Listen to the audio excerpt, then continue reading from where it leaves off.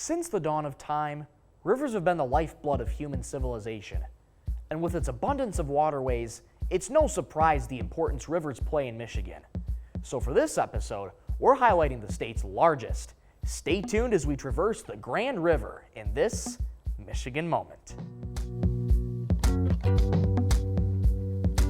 Beginning at its source in Hillsdale County, the Grand River runs 252 miles northwest, emptying into Lake Michigan.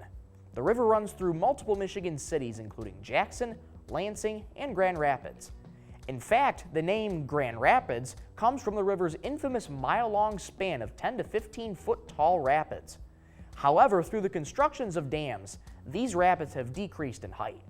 Today, with 14 dams on its main branch and over 200 on its tributaries, the Grand River hasn't had rapids for close to a century. The river first came to be about 11,000 years ago through the recession of glacial ice. This formed a channel that emptied into Lake Chicago, the proglacial ancestor to Lake Michigan. 9,000 years later, the Hopewell culture of Native Americans began settling on the banks of the Grand. By the 17th century, the Grand River Band of Ottawa established villages on its banks.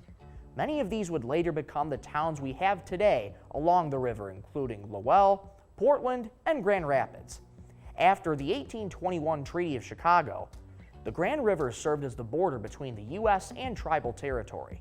By the time Michigan received statehood, the Grand was quickly becoming an important trade route for the state. After the Civil War, many soldiers found jobs as lumberjacks, cutting logs and guiding them down the river.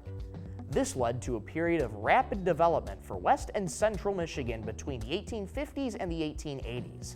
After Michigan's logging boom, the industrialization of the Grand only expanded. By the 20th century, the factories and cities that dotted its banks used the river as a dump site for all manner of chemical and human waste. As early as 1905, the Grand Rapids Evening Press predicted the Grand would be more of a sewer than a river by 2005. Thankfully, this dreadful vision never came to pass. Since the passing of the Clean Water Act in 1972, the Grand of today is a stark contrast to the oily green waters of its past. And as of 2019, Grand Rapids Whitewater, a private nonprofit, is working to remove dams on the river with intentions to return the Grand River to its pre-industrial heyday.